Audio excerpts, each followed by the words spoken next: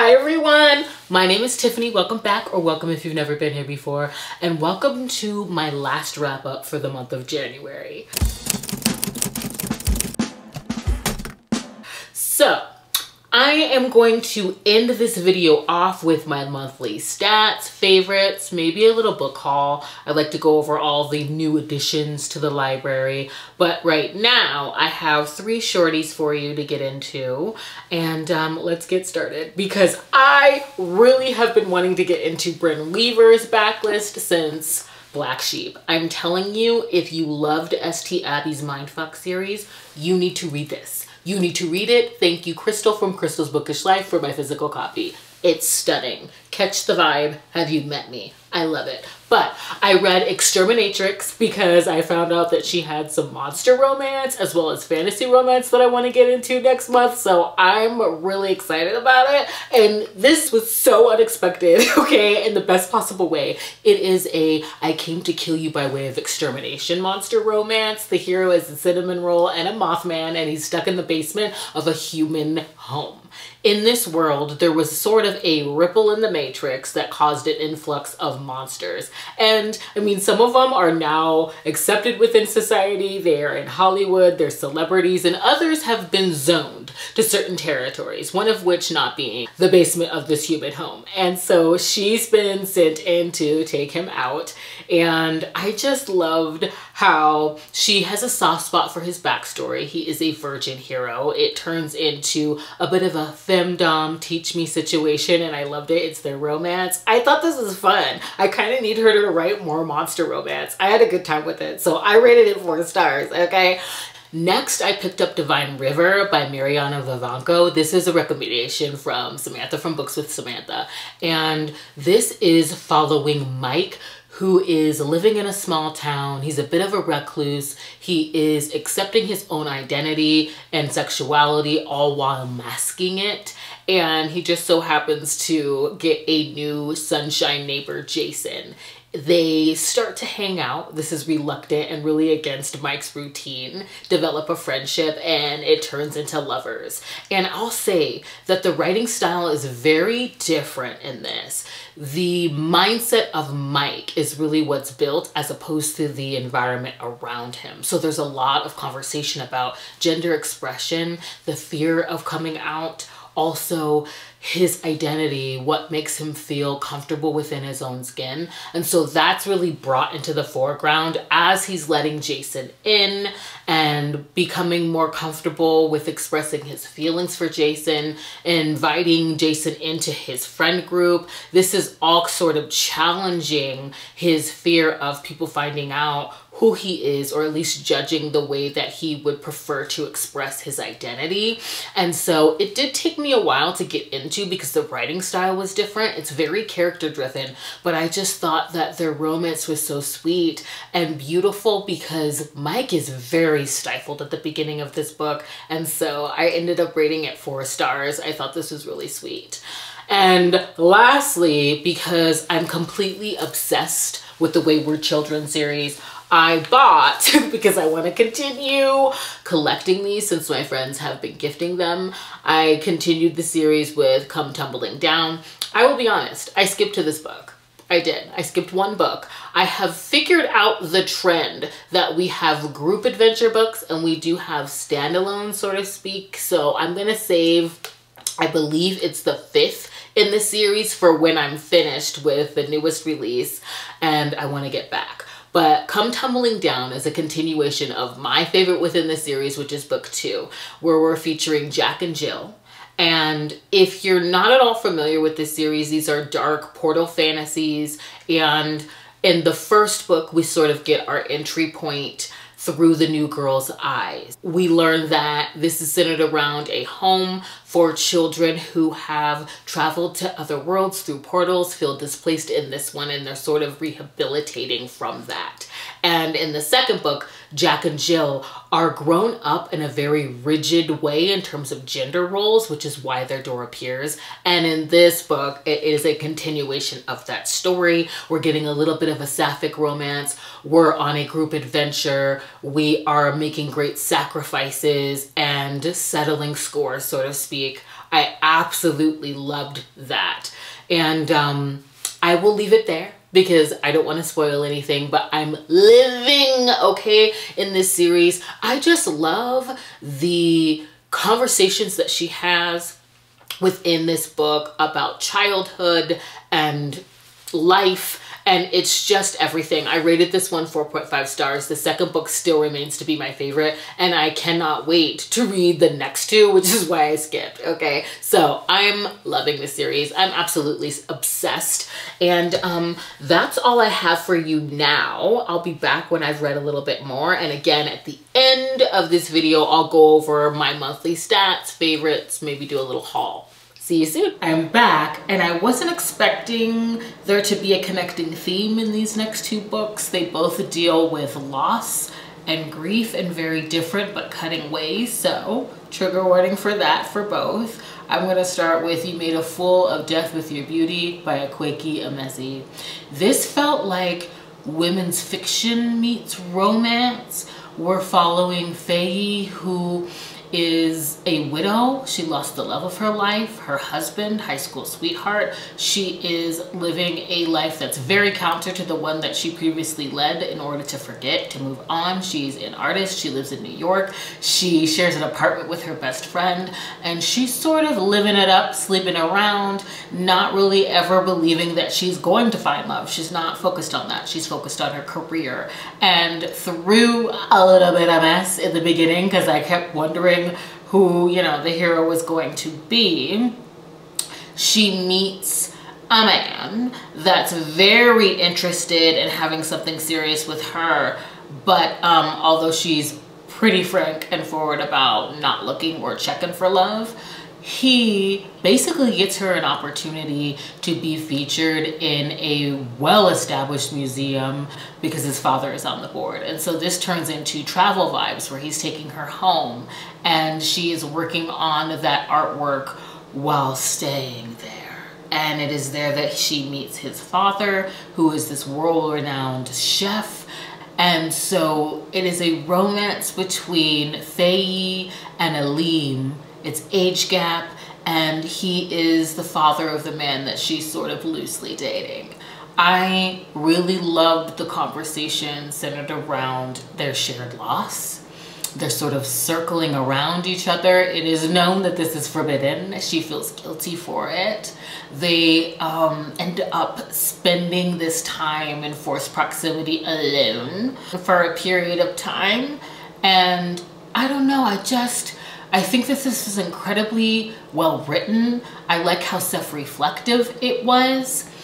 I liked the conversation centered around sacrificing one's life for family, because that's definitely what Aleem did. I like how it's queer. They're both bisexual, and this is like an MF romance.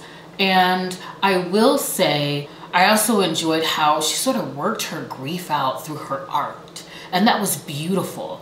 The prose in this were stunning. It was very character driven. It was really her story. And like I said, it really felt like a women's fiction lens with a romance that they choose despite all of the practical reasons why they shouldn't be together. And so I am ultimately rating it 4 stars.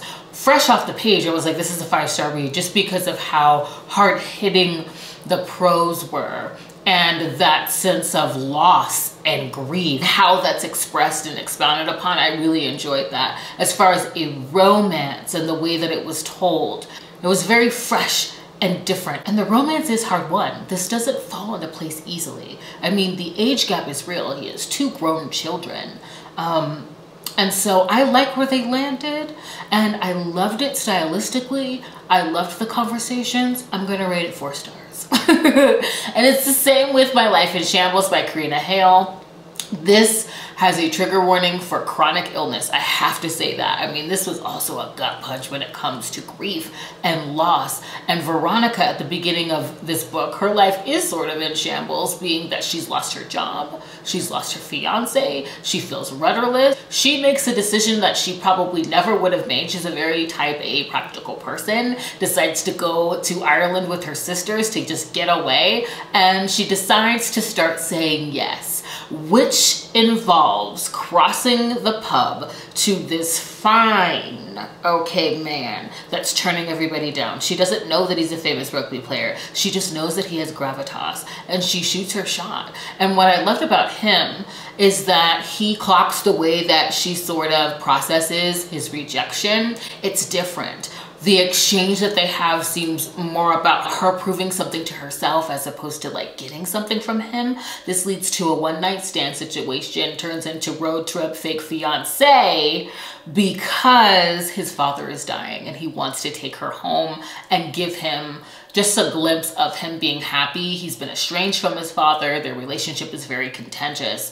And oh my gosh, just taking care of a sick loved one, all of the history centered around his family and how he fell out with his father, and like the guilt and also glee of keeping up this charade as they're falling for one another. It begins to be too much for her to handle, keeping the story straight. I loved this book and where it leads, because she's exactly what he needs. She comes right on time, and I believe the same is for her. But what she chooses in this was so beautiful. Also, how he makes her feel and accept herself. This is a curvy heroine, and I loved that. I did love the steam for that, and I also loved the hiccups within the steam that's present, and I think that that's a really important conversation. And so this just was like, it was standout in a lot of ways, but it was also very hard for me to read, and it was healing. There's so much healing and grace and holding space for that, and all of the my brain, I was gonna say undulations. It does feel like that, like the ups and downs of just health and sickness and loss and life. I really felt that with this book. Like, she put her foot in it. Both of them did. So I'm rating both of them 4 stars. And oh, I need to get into something else. I'll be back when I have more thoughts. I'm back with 3 more reads, starting with Secret Touches by Neva Altaj. I love this series. They're all on KU.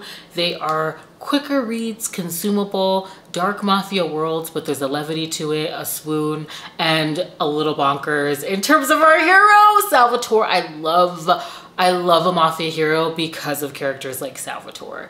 He has a meet cute of sort of triage with the heroine, Mylene, who has worked very hard to get into this residential program as a nurse, and he's smitten when he first sees her. He uses his resources as the Don on the East Coast to stalk her. And I kind of liked how this first began, because he's sort of balancing his very ruthless duties as a Don with keeping an eye out on her, which is foreshadowing. It's something that he has to be able to do, keep his sights on her. He wedges himself into her life, and we learn that she's actually on the run. She's not at all new to the mafia landscape. She did not want to become a mafia wife. And so she's also not supposed to be in his territory.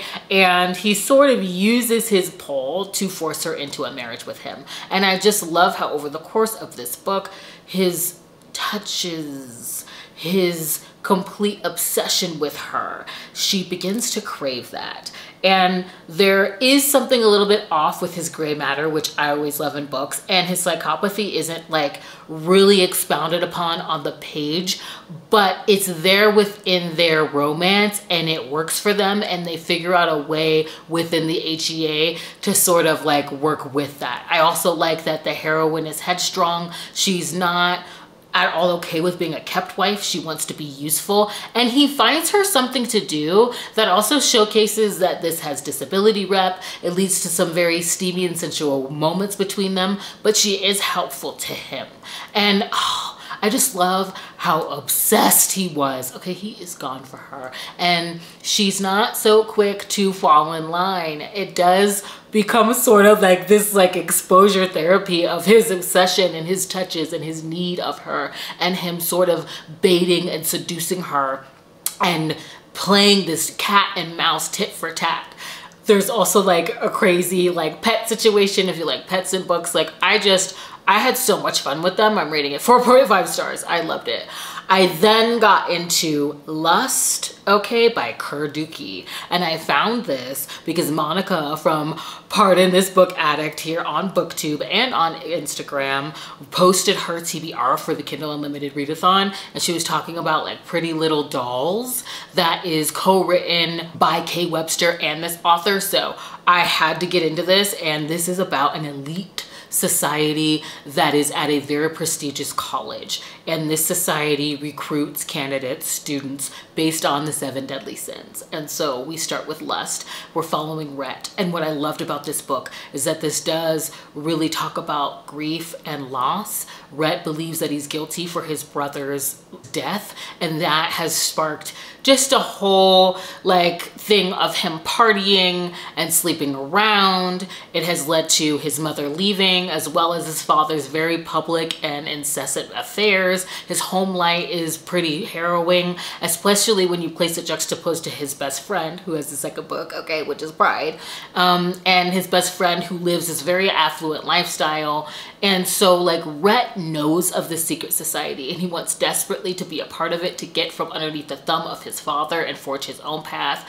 And he's able to do so when he starts university. This is New Adult, and I love how he quite literally crashes into the heroine. She's bookish, she's reading Pride and Prejudice, and he gets to see the ray of her sunshine, and it's completely blotted out when she realizes who he is. She knows of his reputation, and she's read, okay? She's a well-read queen and is not at all impressed by it, okay?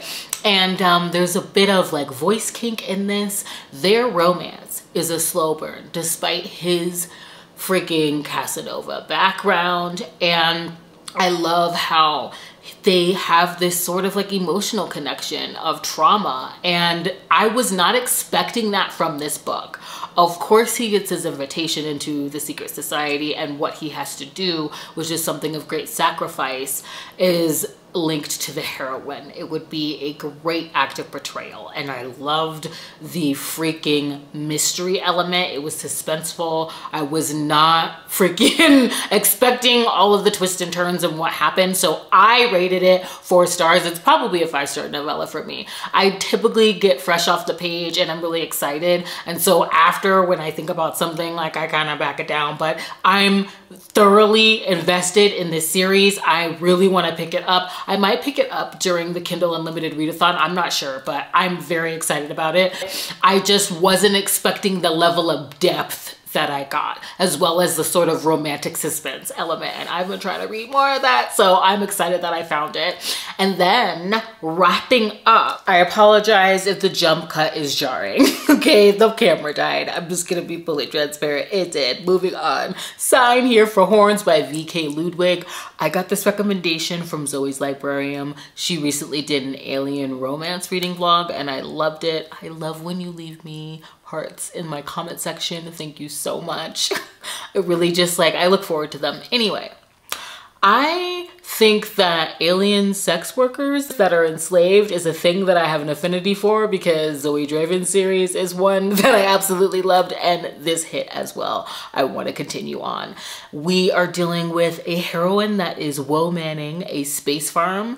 She was recently left by her boyfriend due to the harshness of that labor, and so now she's seeking a hired hand in order to work the land. She does not know that the hero is going to be adding, I don't know, his tutelage in the sensual arts to his services, okay, when she hires him, or really buys him rather, because that's a major theme that isn't shied away from in this first book. There's also like a friend of his that enters into the chat, and so that's also why I do want to continue on with this series, because the theme of enslavement is also present and it's not shied away from. So just want to throw that out there. But what I loved about this is that our hero is from a matriarchal society. He has been conditioned to serve women. He also is enslaved, his species rather, because they have this ability to growl that places women in heat and it makes them more malleable, so to speak, and people pay high dollar for that. So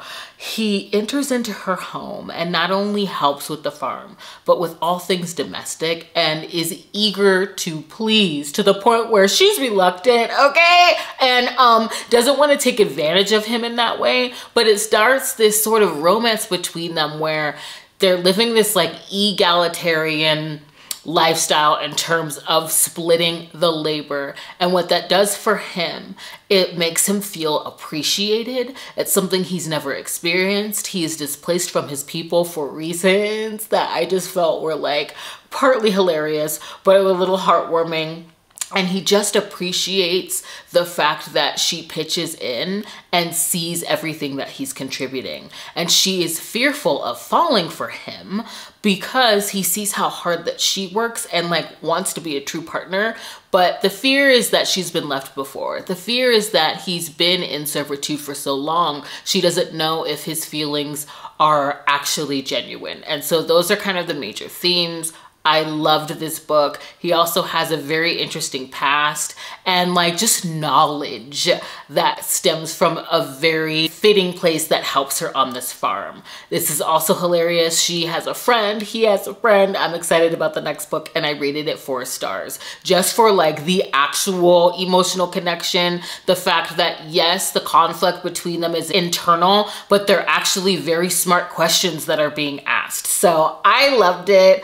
And I will be back with a closing clip. I'm actually like in KU readathon like mode, so I'm going to wrap this video up with a clip of my stats and my favorites and talk about anything that I bought this month. I cannot wait to get into like the Airtable templates. It's been a lot of fun, okay? I'm not a planner girl, but I'm starting to catch the vibe, okay? I'm starting to get it. I'm starting to get it. So I'll share all that with you when I actually wrap up this video. See you soon. I'm back to wrap up this video and the month. I'm excited to get into it. I'm gonna go over my stats for the month. I'm gonna give you my favorites. Also a little mini haul, let you know what I've bought, what's been sent to me. And I'm really excited because I've been using Airtable, thanks to Jessin from Jessin Reads Romance, to get organized, okay? It's been a slow go of it, but the structures are in place and I've been having fun with all of the charts. So let's get into it. For the month of January, I read 36 books. And what I love about Airtable is it's letting me know across genres. I like to track the form, and I was really happy to see that this month I picked up 11 physical books, okay? I've been meaning to get things off of my shelves and actually pick up the books that have been sent to me, and so I definitely did that this month. I think the KU Readathon helped with that. I also listened to 11 and I read 22 ebooks. Now, there's definitely gonna be some overlap. I don't expect the math to math at all for the remainder of the year, being that, I mean, especially with the KU Readathon, I had physical copies bouncing back and forth into my ebooks. I love an audiobook, so I expect that to continue, and I always undoubtedly have more ebooks than anything. That's definitely on brand. Now, in terms of star ratings, I read 16 5 stars. I do like that Airtable is tracking the genre for that as well. Of course, like contemporary is dominating, and I do like to see Mafia and Dark. That's on brand as well, okay? And thrillers, that was another bookish goal of mine. I feel like Jessin's just getting me all the way together. She created the Booktuber New Year tag, and I remember talking about wanting to read more romantic suspense and more thrillers, so I love to see them on here. And as far as 4-star reads, I have 19 of them, which makes the majority in terms of my rating, and I'm not really surprised about that. I do like seeing that I have books across genres. I will really pick up from anywhere, and I love that.